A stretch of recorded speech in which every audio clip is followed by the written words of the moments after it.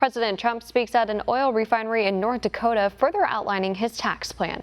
One America's Connor Howe has more on the president's remarks.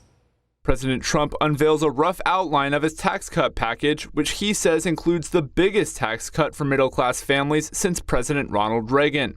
If we want to renew our prosperity, restore our opportunity, and reestablish our economic dominance, which is what we should be doing, then we need tax reform that is pro-growth, pro-jobs, pro-worker, pro-family, and yes, pro-American.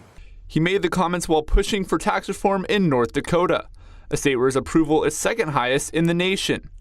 After landing early in Bismarck, the president took some time to meet with his supporters who were allowed on the tarmac.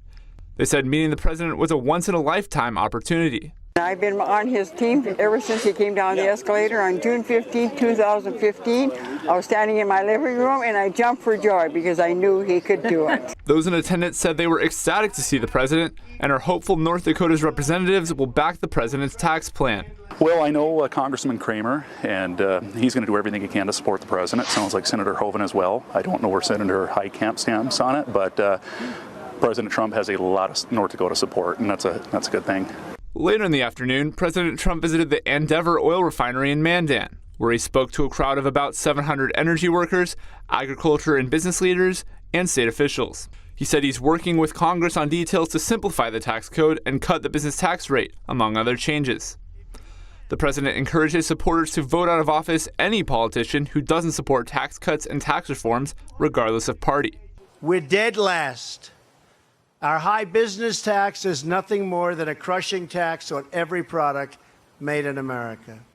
We have totally surrendered our competitive edge to other countries, but we're not surrendering anymore. One of President Trump's main objectives is to allow corporations to bring back trillions of dollars parked in offshore banks.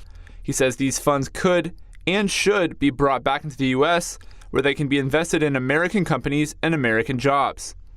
The president went on to say the tax code is too complex, which hurts families and encourages businesses to leave the U.S.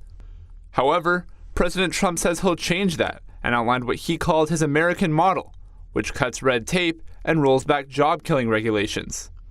The president says he will go into even further detail about his tax reform plan in the next 2 weeks. Connor Howe, One American News.